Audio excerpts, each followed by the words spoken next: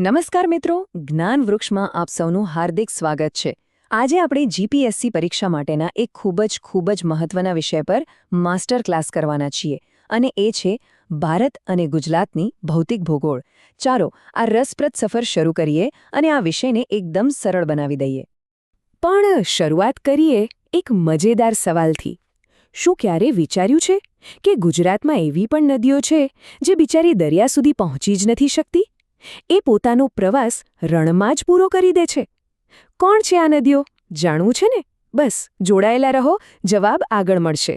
તો જુઓ, ગુજરાતની ભૂગોળને સમજવી હોય ને તો પહેલાં આપણે મોટા કેનવાસ પર ભારતને જોવું પડે. ભારતની વિશાળ ભૌગોલિક રચનામાં ગુજરાત ક્યાં છે એ સમજવું બહુ જ જરૂરી છે, કારણ કે એના વગર આખી વાત અધૂરી રહી જાય. ચાલો એક નજર કરીએ. ભારતનું જે આખું ભૂપ્રદેશ છે એને મુખ્યત્વે આ 6 ભાગમાં વહેંચી શકાય. માથા પર હિમાલયનો તાજ, પછી ગંગા યમુનાના ફળદ્રુપ મેદાનો, ખનિજોનો ભંડાર એવો આપણો દક્ષિણનો ઉચ્ચ પ્રદેશ, પશ્ચિમનું રણ, લાંબો દરિયાકિનારો અને ટાપુઓ.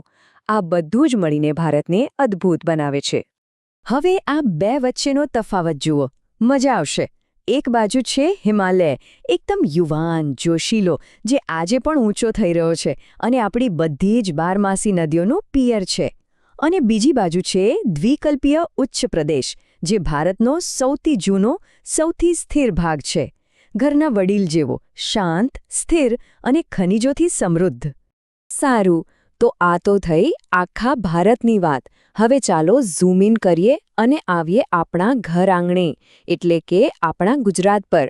અહીંની જમીન અને નદીઓ કેવી છે એ હવે ઊંડાણપૂર્વક જોઈએ, કારણ કે પરીક્ષાના મોટા ભાગના સવાલો અહીંથી જ બનશે.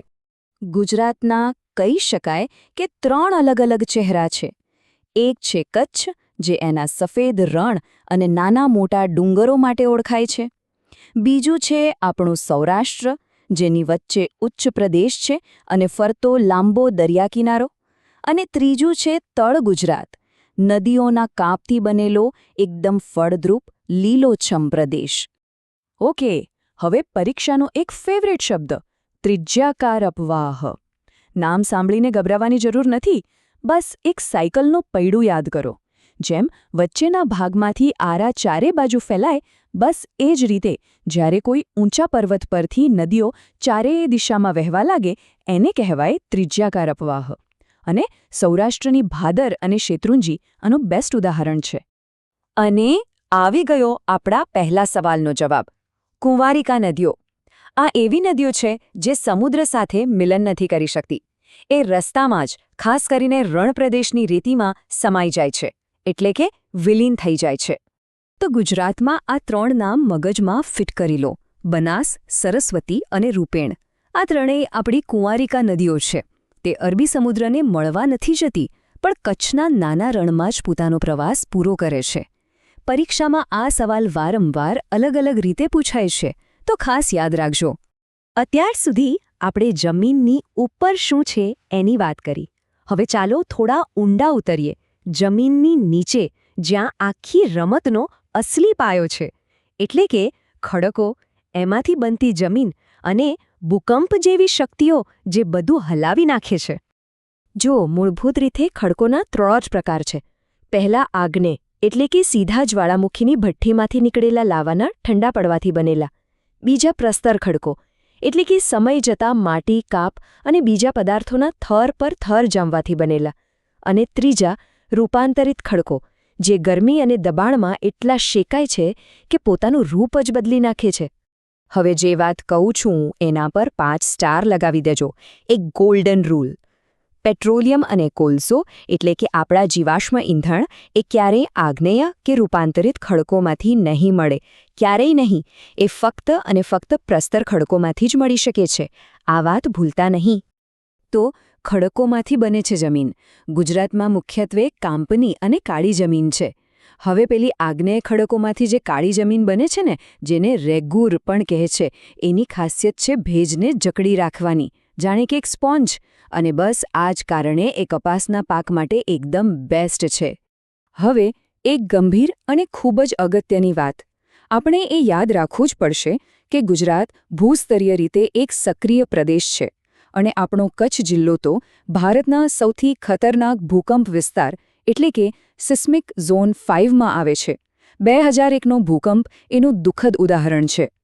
ચાલો હવે આજના સેશનના એક એવા ટોપિક પર જઈએ જે પ્રિલિમ્સ માટે હોટ ફેવરેટ છે.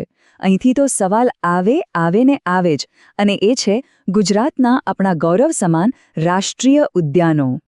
જુઓ, આ 4 નામ અને તેની સામે લખેલી વિગતો બસ ગોખી જ લેવાની છે.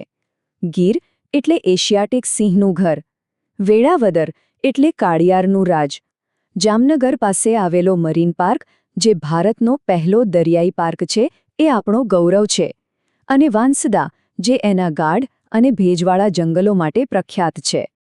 ચાલો, તો તૈયાર છો 1 મિનિટના સુપરફાસ્ટ રિવિઝન માટે? અત્યાર સુધી આપણે જે પણ ચર્ચા કરી, ચાલો એના સૌથી અગત્યના મુદ્દાઓને ફટાફટ મગજમાં લોક કરી દઈએ. રેડી? Let's go! ફટાફટ! સૌરાષ્ટ્રની નદીઓ ત્રિજ્યાકાર અપવાહ. કચ્છ સિસ્મિક ઝોન 5, બનાસ સરસ્વતી રૂપેણ કુંવારિકા નદીઓ, મરીન નેશનલ પાર્ક ભારતનો પ્રથમ, અને કાળી જમીન શેના માટે બેસ્ટ? કપાસ માટે. બસ આટલું યાદ રહી ગયું તો પણ ઘણા માર્ક્સ પાક્કા સમજો. અત્યાર સુધી જે જોયું એ પ્રિલિમ્સ માટે બહુ કામનું હતું, પણ મેઇન્સ પરીક્ષામાં શું? ત્યાં તો અલગ અલગ મુદ્દાઓને જોડવા પડે છે. ચાલો જોઈએ કેવી રીતે. આખી વાર્તા શરૂ થાય છે જમીનની ખૂબ નીચે, જ્વાળામુખીના આગ્નેય ખડકોથી. હવે એ આગ્નેય ખડકોમાંથી બને છે ભેજને જકડી રાખતી જાદુઈ કાળી માટી, જે કપાસના પાક માટે જાણે કે આશીર્વાદરૂપ છે.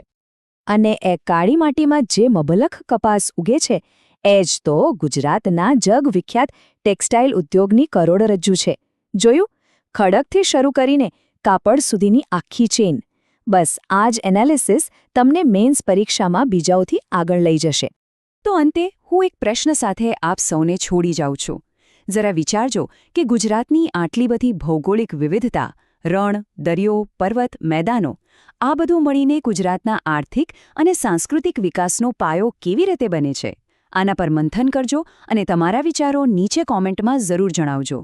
જો આ જાણકારી ઉપયોગી લાગી હોય તો વિડીયોને લાઇક કરજો, મિત્રો સાથે શેર કરજો, અને હા, જ્ઞાનવૃક્ષ ચેનલને સબસ્ક્રાઇબ કરવાનું ભૂલતા નહીં.